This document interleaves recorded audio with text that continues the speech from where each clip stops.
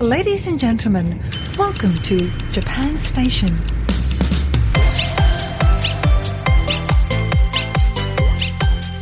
Welcome to Japan Station, the podcast where we do deep dives into Japanese culture, language, and society. I'm your host, founder of JapanQ.com and the anime linguist on YouTube, Tony R. Vega. In today's episode, we're talking about buruma, those Japanese gym shorts that kind of look like underwear and Japanese girls used to have to wear in school. We're talking about the history and why they ended up disappearing. It's a very interesting topic, even though it may seem quite silly on the surface.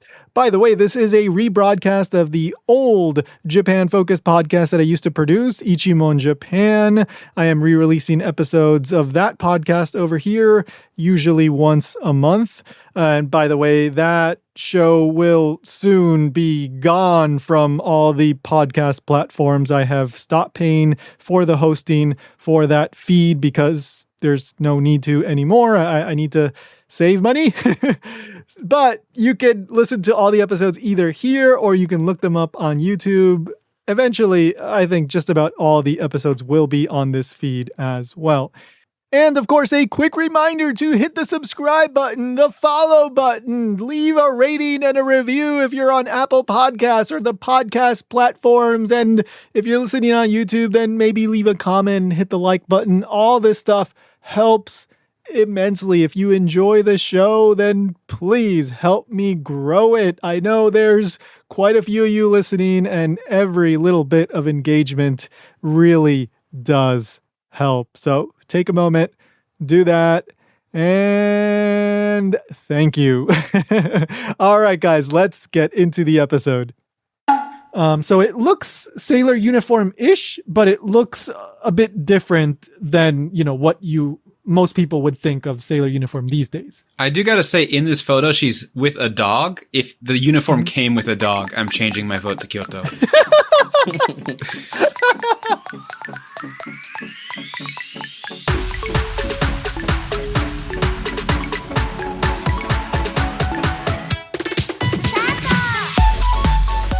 Welcome to Ichimon Japan. I'm Tony and I'm Ryan. And we're joined by one of our regular guests, Shu. Hello. Welcome back, Shu. Thank you for having me again. Hey, Tony and Ryan and everyone. How's it going? Great. He's got more energy than us. He's gonna upstage us. That's because I got my own apartment. And, yeah. So now you can be loud. Mm-hmm. Yeah, my father wouldn't be wondering what the hell is this guy doing. Yep. So, wonderful. Let's do it. Good to know. All right. So, Ichimon means one question, and every episode we ask a question about Japan. Today's question is... How's your new apartment? How's your new apartment, Shu? Do you like it? Expensive. Well, thanks for tuning in. See you next time. Yeah, we answered the question. Goodbye, guys.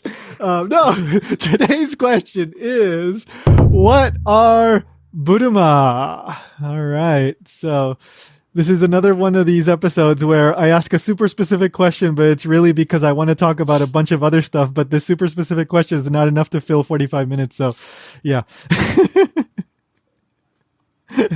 So let's do it. All This is the Dragon Ball character, right? Yeah, Buruma, the Dragon Ball character. Yeah, very famous anime character. Well, all right. So super short answer. Buruma are these type of shorts. But before we talk about that, we're going to talk about school uniforms for the most part. And then we'll get into the Buruma question. So I think Japan is pretty famous for its school uniforms. I mean, like the sailor uniform and the what they call the gakuran, that kind of like high collared, that the boys wear, the uniform. And there's a lot of like little interesting history and stuff, like how did it happen and all that. So I wanted to talk a little bit about that first. So well, actually, you know what? Let's start with Shu. So Shu, in your school, when you were going to school as a student, did you have to wear uniforms? Yes, my school uniform for junior high school was the gakuran style. And in high school, the school didn't have any uniforms. Or I would say I chose the school because the school didn't have uniforms. Okay. And actually, Ryan, I think you teach at a high school that doesn't do school Yeah, I teach uniforms at too, 3 right? different ones, and one of them does not have uniforms. Right. Okay. And I would say that the high schools that don't have uniforms are more like high-level schools, I would say. Yeah.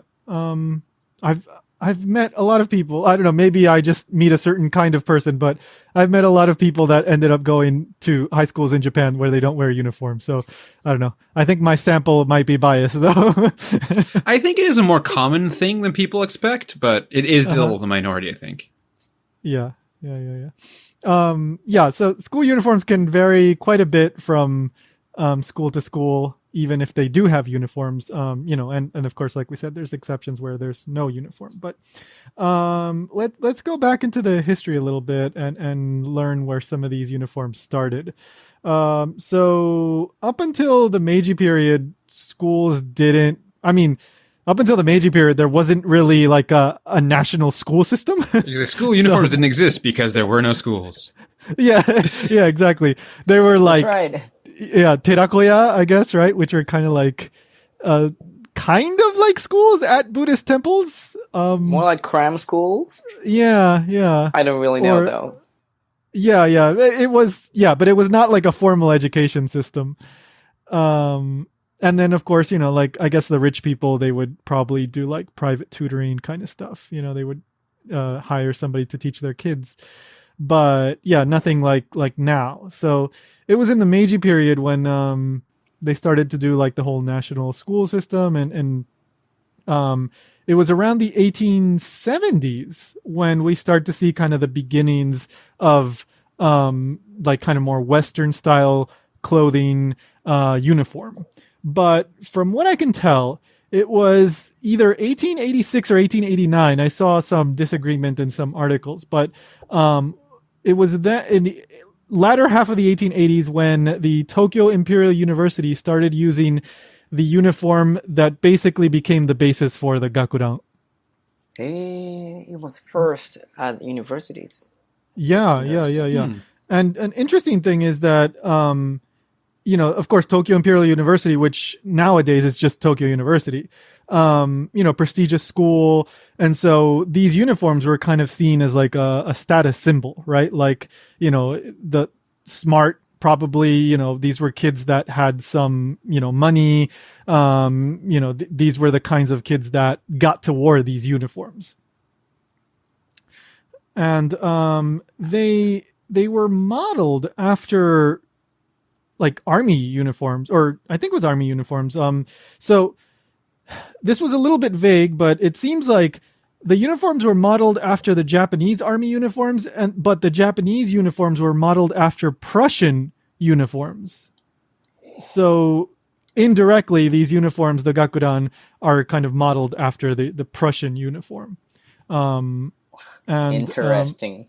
Yeah. So, of course, at the time, it was like a very nationalist time. Japan was getting into different conflicts with, China and whatever in Russia. And so, it makes sense that they would go with this kind of military-ish kind of style. But again, it was like the high collar. The first one had gold buttons. I don't know if that's still common today. Do they normally have gold buttons? Sure. Mine had gold buttons, like 5 gold buttons to the top of your, to your neck. Right. Yeah. I think the original one was colored black, and I think for the most part they're still black today. Maybe sometimes you might get slightly navy or something, but some navy ones, but usually that's all black. Yeah, with gold buttons. Yeah. Mm-hmm. And slacks, and back then they had like these military style like hats. Like almost like what you would see, exactly what you would see like a military officer wear, like it would have the bill and the little part at the top that comes up. So nowadays, kids don't wear the hats anymore. That's not part of the uniform. But back then, for a long time, I think they used to wear the hats. So that was in the 1880s. And the gakuran, I think, something else interesting. Gaku comes from school, and then ran comes from rangaku, which is like, ran is referring to like the Dutch, the Netherlands, because that was really influential in Japan for a long time during the Edo period, and that's a whole other thing. But interesting that even though, I guess ran just became a general term for anything Western to some extent. So, because this uniform has nothing to do with the Dutch as far as I can tell. So, but yeah. A Dutch person once saw it. A Dutch person saw it, so he said, yeah, we'll call it gakuran. Yeah. So for the most part, the gakuran is pretty much the same as it was back then. Very similar. Over the years, there's been different trends and stuff in male uniforms, whatever. But for the most part, it seems like the gakuran has really remained unchanged for over 100 years. So that's pretty interesting. During the war, I think there was... I've seen photos of like kids in the war, and their uniforms looked very military-ish. They weren't exactly like gakuran, but there were slight differences, and I'm sure depending on which school you went to, also there were somewhat differences. So, but again, yeah, for the most part, the gakuran today is pretty much the same. I think the more interesting story here, though, is with the SEIFUKU. So, Ryan, how would you describe SEIFUKU? The most famous school uniform in Japan. Yeah, I think so. Yeah, it has a skirt, usually a white shirt. Yeah, exactly. It's exactly what Sailor Moon would wear, right? Yeah. She'd have the blue skirt with the white shirt, and then usually like a, what do you call that? Like almost like a bib kind of thing, and like a little scarf kind of thing. Yeah, like a little ribbon. Yeah, and of course there are different versions and all that. The skirts can be many different colors. It's the only way I can tell my students from the other high schoolers in my city. True, yeah. Like sometimes there's a light blue or a darker blue, or there's my students are red here and there. Red, interesting. Wait, red? Like a dark red, yeah. Huh? Is that one of the ones with? Well, I guess it's like a blue and a red. Like it's plaid, so I guess the base is blue, but like the lines on it are red. Interesting. And we do have one school, I don't know which school it is, but one of them has like a base green, because I know they always like stand out when I see them. Huh. That literally is the only way I can like tell if they're my school or not, because otherwise they're pretty much identical. Yeah, it's really interesting. Like I remember at the junior high that I worked at, it was a pretty standard. It wasn't like a full-on sailor uniform. They had like an overall, kind of like the whole skirt thing would pull over, like you would put it on. What do they call it? It's like a jampaskata, I think they call them in Japanese. But anyway, yeah. Like different schools would have different color, different variations. So you could pretty quickly tell like what school the kid was from just by looking at the girls' uniform. The guys' uniform usually are much more similar. Yeah, that one. I have to like, if they look like they recognize me, like, that's probably my student. Otherwise, I have no idea. Yeah. I don't know anyone's faces now because everyone's been wearing masks for 2 years. True. And maybe that's what, that's the intention of that uniforms, like they're identical. So, some kids choose schools for their uniforms. Right. Yeah, I've heard that. Yeah. Some girls want to wear that cute uniform. That's why, they go to this school or that school. And also it's really good for teachers. For example, I went on a school trip lately. And I can recognize my students so easily. Yeah. I teach English at junior high school. Yeah. Unfortunately. Yeah, for now. For now, yeah. Small little story where I'm from. So there's, I work at 3 high schools. One doesn't have uniforms. And the other 2 are the academic focused high schools in my city. And the higher leveled one that most students want to go to is famous for having the worst uniform in the whole city. I don't know how to explain it. All the kids complain it looks like a junior high uniform. And they look almost the same like the high school and junior high ones, yet I do agree with them. It looks like more immature than the other ones. What kind of style is that? SEIFUKU. That uniform. SEIFUKU. Yeah.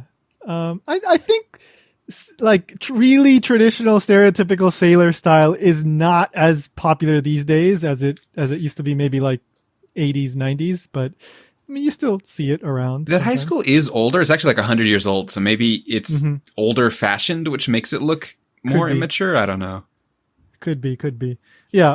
I'll just jump ahead a little bit and then I'll go back to the beginnings of the sailor uniform. But from what I understand, in the 80s, a lot more schools started using like the blazer style, and a lot more schools started trying to be more fashionable in their uniforms. So I think maybe around the 80s, and maybe into the 90s, a lot of schools really started to change their uniforms to attract more students and be a little bit more, cool and fashionable. And so maybe that's really when we start to get a lot of the variation. But I'm not clear on all the details. But that's what I read. A lot more blazers too in the 80s. Oh, by the way, I didn't know that it was the blazer uniform meant blazer uniform. Because in Japanese it's bureza, so I was like, "What the hell does it mean?" Like bureza. I was the same way. Someone had to explain that to me. Blazer, so yeah. Yeah, I mean, blazer can also sound like some sort of like video game special attack, like fire blazer. Yeah.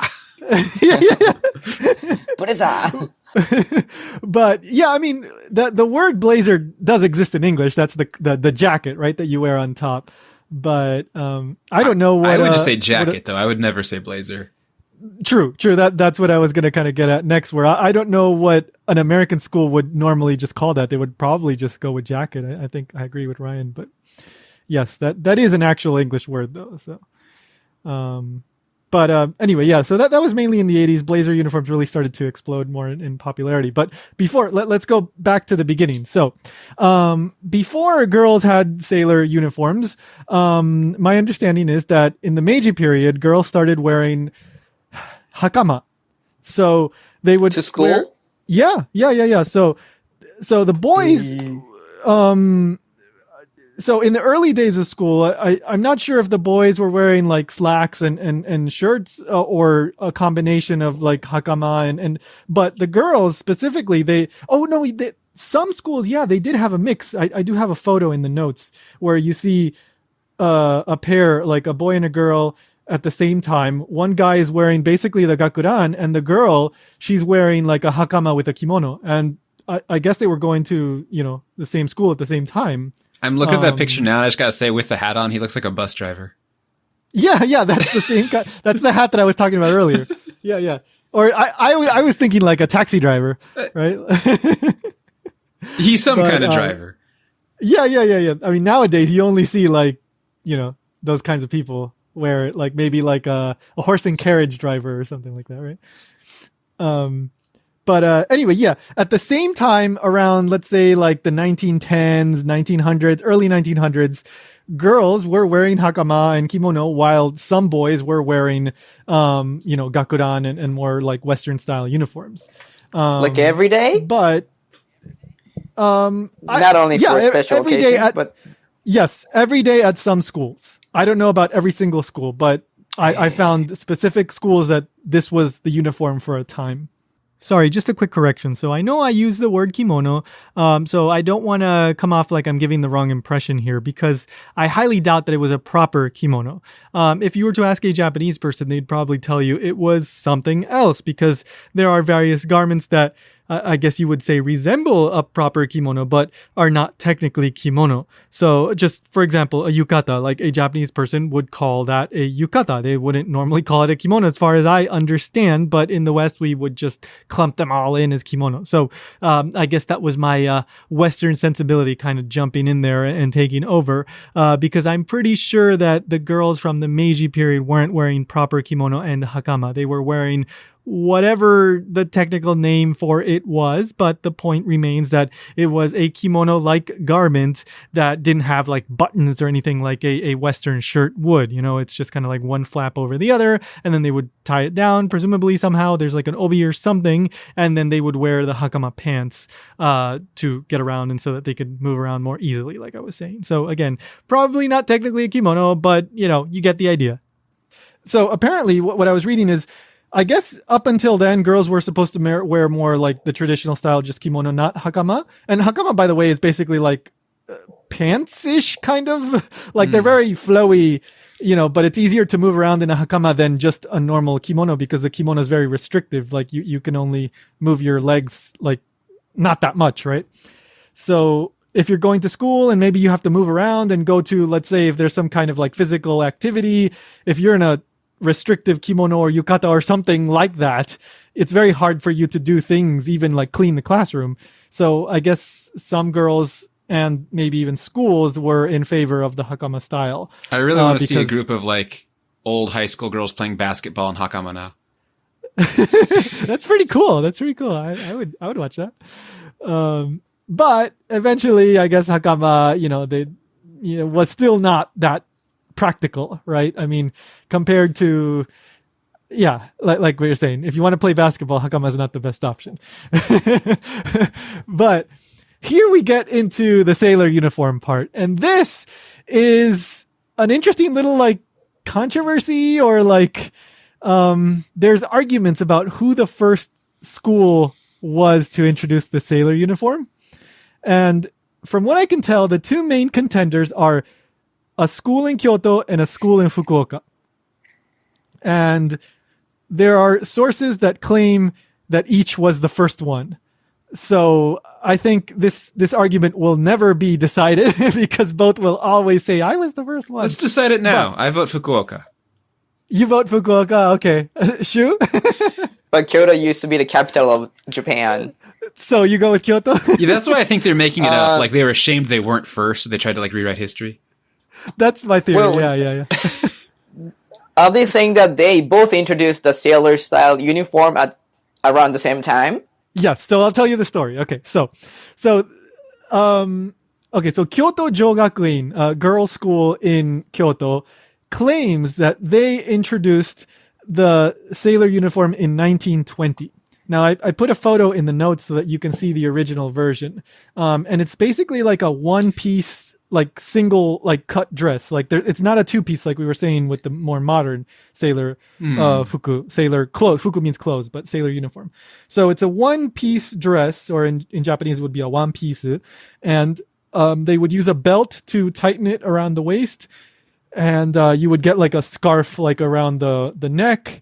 So it looks sailor uniform-ish, but it looks a bit different than, what most people would think of sailor uniform these days. I do gotta say, in this photo, she's with a dog. If the uniform came with a dog, I'm changing my vote to Kyoto. 犬は義務付けられてます。Like, you have to take the dog to school with you. Yeah. Yeah. So at the first day of school, everybody gets their dog. So I don't know about the dog. I didn't research that part. Sorry.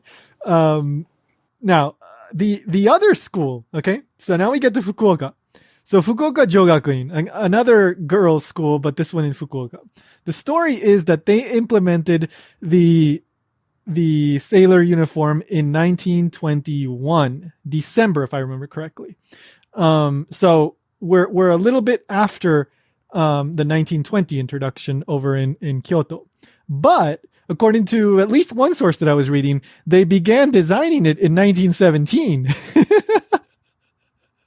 So I don't know if this is something that somebody just said, no, but if we say we started designing it before them, then we can take credit, or if that's actually the truth. I have no idea. But the story is that the principal of that school, a woman by the name of Elizabeth Lee, I'm not clear on where exactly she's from originally, but she apparently did like some kind of exchange study in Britain. So she went to the UK as a young child, as a school child. And at that point, apparently, either she saw British Navy officers wearing like the sailor uniforms, or there was a surge in popularity in children's like fake Navy uniforms at the time. I'm going to assume the male British Navy officers were wearing the skirt uniform.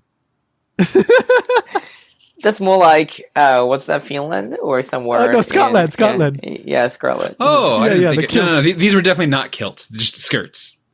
Just skirts. They were very progressive in like mid 1800s UK. Yeah, very, very.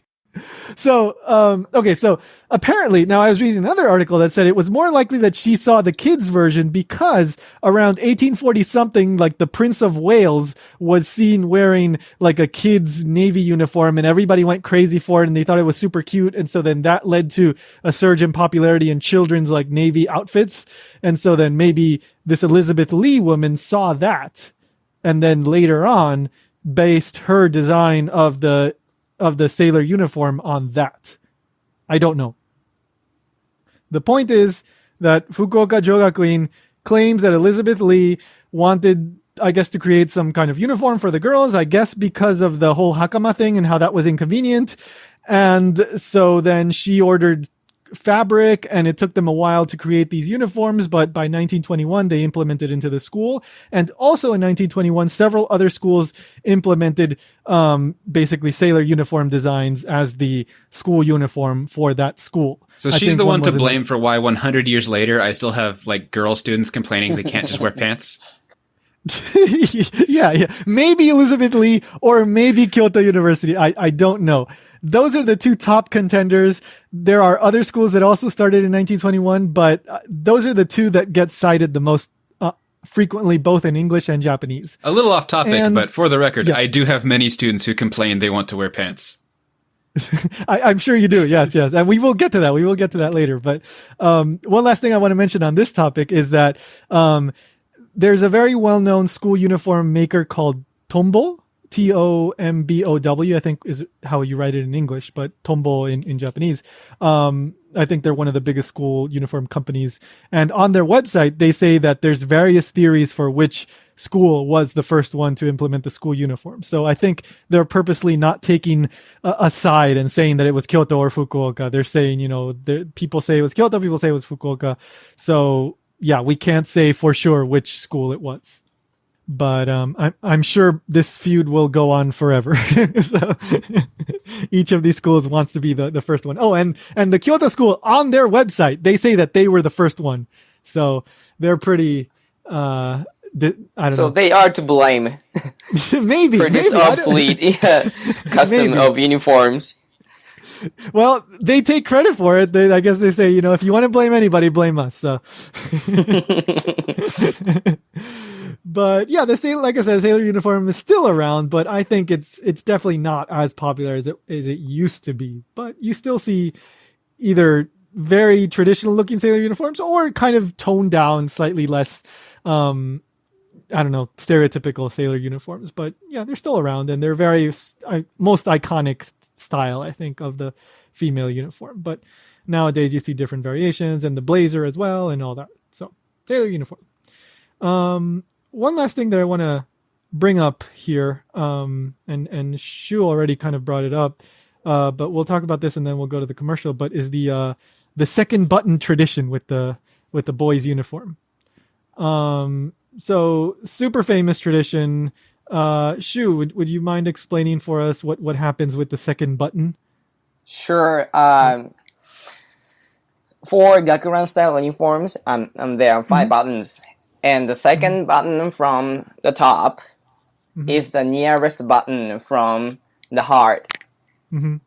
So at the graduation ceremonies, girls want the boys' second buttons. I mean, the girls goes toward the boy that she likes and ask for the second button. And for your information, my Gakuran uniform didn't have the second button after the graduation ceremony. So that means something. And someone took my first one too. So because nice. She couldn't get the second one. Nice. I was going to ask you. I had to ask you. So thank you for answering. Yeah, when you get like the super, super popular boy, right? Like he'll end up with no buttons at the end of the cutting off the sleeves and stuff. Yeah. But super famous. You see this in like anime and movies and TV shows and all that stuff. And according to what I was reading, depending on the region that the school is in, sometimes like different buttons will have different meanings, and one you might give to your friend and one is to the girl that you like, and I don't know, different different ways of doing it, but for the most part, yeah, the second button is always the same. Usually, it's the girl that likes you or whatever, and then you give it to them. And there's different explanations for why it's the second button. Like Shu said, I think one of the most common ones is that it's close to your heart, so that's why you would give it to the person that likes you or you like. Also, there's really, really. Mm-hmm. Well, I don't think boys voluntarily give out their second buttons. They're hoping someone will ask for it. Well, Otherwise, I think if it's a wonderful coincidence that both of you like each other, then okay, I want to give it to you. Then it works out. Yeah. Okay, but typically it would be the girl that goes up and asks for the button, right? Yeah, because at the graduation ceremony in junior high school, and after the ceremony, boys really want some girls to come over and ask for the second button. Otherwise, they look miserable in front of their parents. I love that. So, fortunately, someone asked for it. But, she was asking everyone. So, it means nothing. Oh, my God. She left with 37 of them. Yeah. It's I got all their buttons. Maybe she was a good girl, so that she takes everyone so that they don't have to be ashamed. Yeah, exactly. She wants to make everybody feel good. Yeah. Or maybe there's one boy she really didn't like, so she asked literally everyone except that one just to make a point. Ooh, scary. That's a scary strategy there. Yeah. I was gonna say one other thing. Oh yeah, one other story that I read was that this tradition started in World War II with I think back in the day there was a shortage of military uniforms, so some guys had to go basically in their school uniforms, and when they would leave off to go to war, one guy gave the girl his second button because he might not come back or something like that. But I don't think it's clear exactly if that's something true or that's just one theory that people say. But let's take a quick break and then we'll go talk about those buruma that we started the show off with. If you're heading to Japan, you're going to need Wi-Fi, but you may also want a Japanese phone number. And if that's the case, then you're going to want to check out Mobile. So Mobile offers a voice and data plan that gets you a Japanese phone number and data. And if you use my affiliate link, mobile.com/TonyJapan, you'll get 10% off. And you get something that you were going to get anyway, but for cheaper. So we all win. Again, that's mobile, mobile.com/TonyJapan, link in the show notes. Don't forget, if you want to support what I do and get a t-shirt designed by an incredible artist in Japan, check out my online t-shirt shop, mekanekosushi.com. I'm uploading new designs regularly and they're available in multiple colors. Link is in the show notes. All right, so let's talk about buruma. And buruma is a Japanese term, obviously, and I don't think there's a very succinct, easy to understand English term for what exactly a buruma is, right? I can't think of anything good, so I don't know. Ryan, can you think of anything good? No, yeah, it's basically this Japanese thing. You could, and I will in the show notes, I'm just going to write bloomers. But bloomers are actually, if you were to ask somebody in the US that knows nothing about Japan and you tell them bloomers, you might get the answer that we're talking about really old-fashioned big underwear, like something like a grandma from, I don't know, 1940 would wear. So that's not what we're talking about. So it's tricky. It's just buruma is buruma. So that's we're just going to mainly stick to that. But yeah, buruma, let's see. It's basically the girls' PE uniform shorts that was popular from around the 1960s to early 1990s. And they are super, super short shorts. They almost look like underwear. And, basically part of your butt is pretty much hanging out. They're very, very short. Yeah, I think by the time that you were in school, Shu, these were not common anymore, right? No, not at all. I have never seen the real ones. Yeah. But everybody dreams to see one. Yeah. These are basically like buruma have become something that exists only in like sexy media. Let's put it that way. That's right. Yeah. Yeah. They've disappeared from common school life but they are still very well known and they exist in media still. Like porn and whatnot and that kind of stuff. But if you do a search for buruma on Google and Google Images, you're going to get a bunch of girls' butts in buruma. So just to let you guys know. So.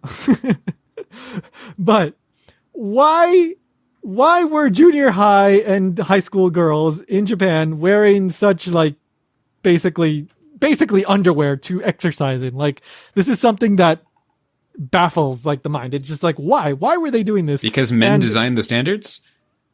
Well, okay, and Ryan. Those were teachers? Yes. That is the short answer. Yes. That is exactly the short answer. Yes. Yeah. No, I was referring more to the history, but that's the answer. We can try to act like it's not. One is students. Exactly.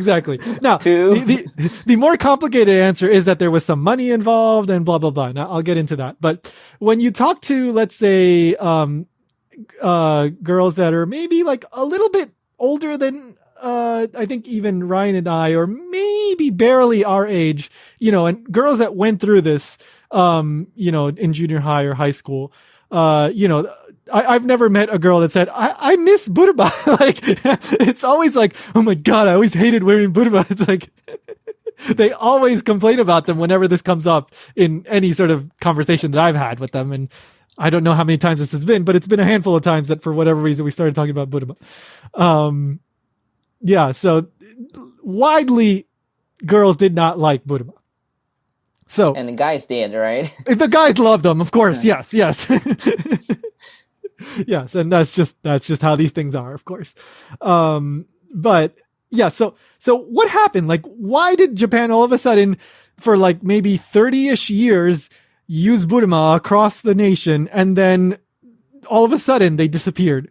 So a couple of years ago, somebody sent me this article, and this article has been in my mind for years now. And then I think this is what sparked the idea to do this episode. But it was an article about a professor from Kansai University. His last name was Yamamoto. I can't remember his first name. But in around 2017, he published a book that was called like the mystery of the buruma, right? But in Japanese, it was like buruma no nazo, I think it was called. And he did research to find out like what happened, like why did it become super popular, and then why did it disappear all of a sudden?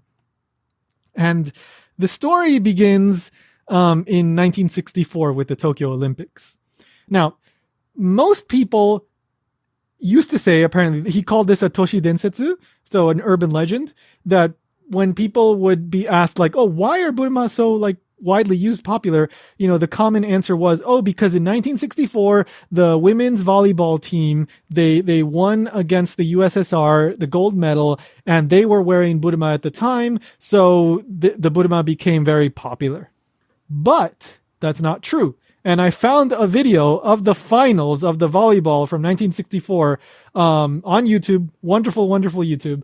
I watched it, and I did not see any buruma on the women's lower body. Hey, so that was just an excuse. Yeah, so I don't know. Yeah, I have no idea who said this first, but that is what many people apparently think. That's the pervert. Yes, that was the guy that started it all. And maybe the one who wrote the book was the first non-perverted teacher. Yeah. He stopped it. That's the reason why they don't wear burma anymore. Yeah. No, he's the first guy to check the video and go like, that's not true. Okay. So then yeah, I watched the video. Blamed by everyone, right? Every other teachers. So I will include the video in case anybody wants to check the video for themselves. But they're wearing short shorts, but these are not buruma. These are just kind of athletic shorts. So that's not true. So then what happened? Why did these buruma become so popular? Well, apparently, I think it was around 1965, we get the beginning of the what happens where schools start to implement the buruma. So this quote unquote federation, I guess it was like an organization somewhat either associated to the government or the Board of Education or the Ministry of Education. I'm not clear on the details, but it's called the Chutaiden for short. It's the Junior High Physical Education Federation. That's how I translated it. They needed money to sponsor events around the country. And so Ozaki Shoji was the name of the company, I believe, at the time. Now they're called Kanko, and they are a manufacturer of very well known, right? A manufacturer of like school uniforms. Yeah, along with Tombow. Yeah, those are two biggest uniform companies in Japan, I guess. Right. And so I think at the time they were using a different name, and I think that was Ozaki Shoji. But anyway, now they're known as Kanko. So Ozaki Shoji, or this company, approaches the Junior High Physical Education Federation and says, like, hey, we'll give you some money, so that you can keep sponsoring your events, but in exchange, you got to give us some privileges. You got to say that we're like an official supplier and, this and that, and you make us an exclusive distributor of school like supplies and like clothing and that kind of thing. And so the federation agrees and they strike this deal and some money gets exchanged. And so then this company starts to use this as a marketing strategy to get schools that were not using buruma, which was pretty much every school. Nobody was using buruma at the time. And one thing that I should mention is that there was an effort to get the women's volleyball team from 1964 to wear buruma, but they said that was too embarrassing. We don't want to do it, according to this professor. So, Instead, make students wear this. Yeah, instead make underage girls wear them. Yes. Junior high school students. Yes. These people are gross. Yeah. So gross. It is. Yeah. So the uniform company sees this gap in the market, right? It's like, look, we can make all these schools across Japan buy this new type of uniform. The gap due to lack of demand. Yeah, due to lack of demand. Nobody wants it, but now we can force them to make it. They couldn't force it, wow. but they had this leverage, right? They had the influence of the Chutaiden, the federation, right? So within the span of 10 years?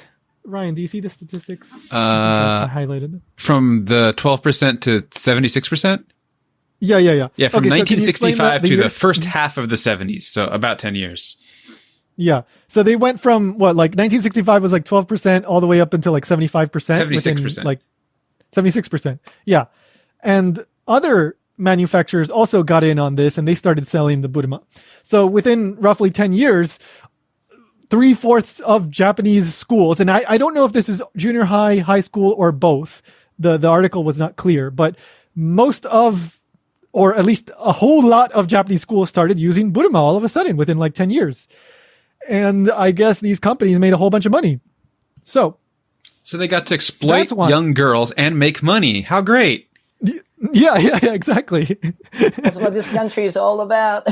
Yeah. And so that's why if you watch anime or media from the 80s or 90s less so, but I would say 70s and 80s, and if it's a school show or something, you're going to see girls wearing the buruma. Yeah, that's super, super, super common. So just so you guys know. But by the early 90s, something happens. Yeah, and more people are kind of saying oh, this has become a sexualized thing, and it started more that and more way. People. Yeah, basically. But finally. Finally people are becoming more vocal. But there's a really important kind of pivotal incident that happens in 1993.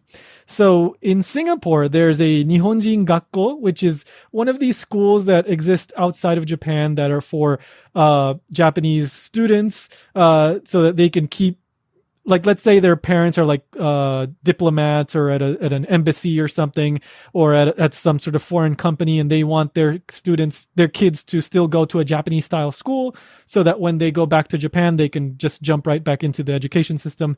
There's these schools in different countries, right? Like in Singapore.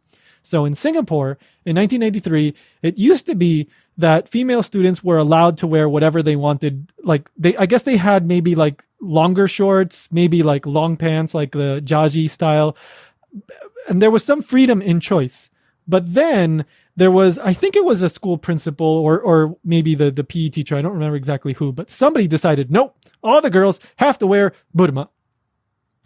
And, and so now when the girls would go running outside of the school, like maybe for track and field or for PE, maybe they were practicing like marathon or something, running outside, the girls started complaining that people would stare at them in the streets, right? Because they were wearing these tiny, tiny shorts. And so then the Asahi there's News... no perverted culture in Singapore like Japan did, right? No, of course not. No, they were just looking at their hair. They weren't looking at anything else. There were no perverts in Singapore. So they will find it crazy, right? Yeah. No, so of course the girls are feeling uncomfortable, right? These are like probably junior high school girls, and they're getting like people on the street staring at them because they're running around in shorts that their butts are hanging out. Of course they're uncomfortable.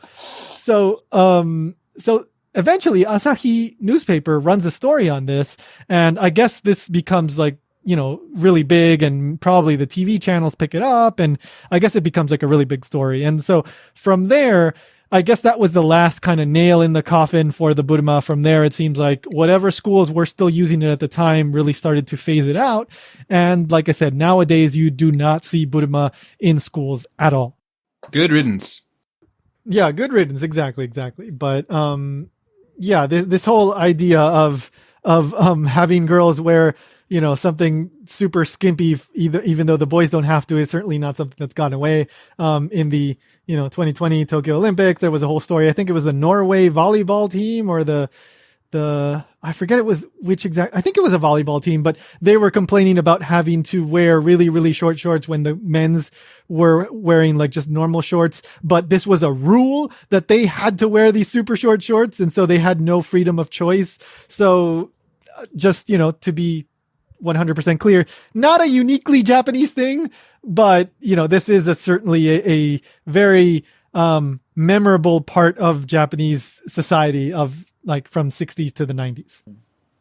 So that is buruma. And again, you don't see them outside of the kind of sexy stuff these days. But one last thing that I want to touch on before we close out is this whole idea of freedom of choice with the uniform and quote unquote genderless uniforms. This past year, like from 2020 to starting for this most recent school year, I've seen several stories talk about schools implementing choice for girls, especially where they can wear slacks. Or I even remember reading a story where there was a school in Japan, I think, that boys could even choose to wear skirts if they wanted to. So I don't think this is like a nationwide, like super, super big trend, but I have seen, I don't know, at least 5 or 6 different stories at different schools in Japan where there's a lot more freedom these days where girls can switch uniforms. So I think we're at the very beginnings of bigger change, but still very much the beginning. So good sign, but still a long way to go.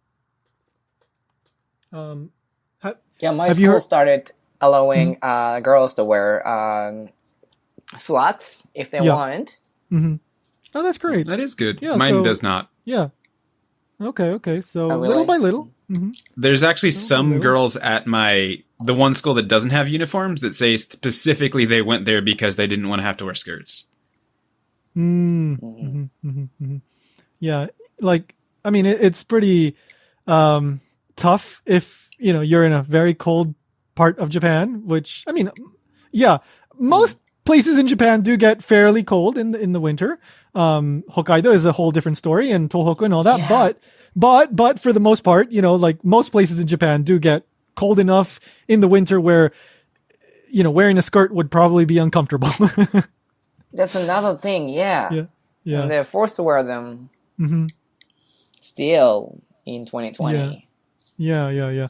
Like another aspect of the whole school uniform thing is the whole idea of koromogae, right? Which is these periods in the calendar, I guess, this day where it's like, okay, now we're all switching to the winter uniform. It's like, now we're all switching to the summer uniform. But weather is not predictable, especially with more extreme weather conditions lately.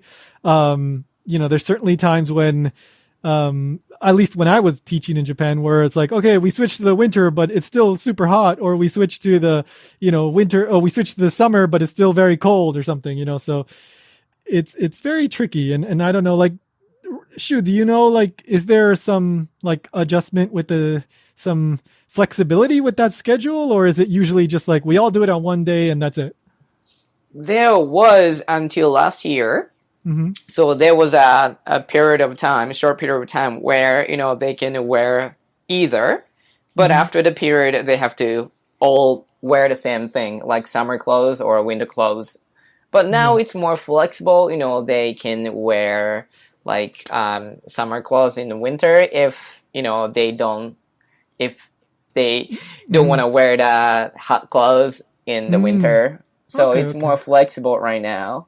Oh, that's good. But yeah, when I was a student, there was this period of time where you have to change from summer clothes to winter clothes. And in winter, in spring, there is this 2-week period where, you can wear either one, but after that, you have to switch to the summer clothes. Yeah.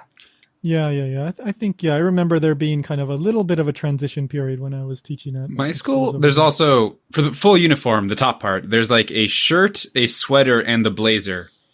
And depending on the weather, they're allowed to wear any number of those. So if they're cold, they wear all 3. If they're not cold, they can wear only 2 or only the shirt. That's pretty much it. Anything else you want to add, Ryan? Or No, I'm good. All right. Shu, well, thank you so much again for joining us. We love having you on. I really enjoyed it. Yeah, it was really informative, and it was really, So now you know the controversy about sailor uniforms and why buruma appeared and disappeared so quickly. So there you go. Now you can tell all your Japanese friends. Yeah, there was this pervert who wanted to spread the Burma style. And he also got a lot of money. Yeah, exactly. All right, well, thank you guys. See you next time. See ya.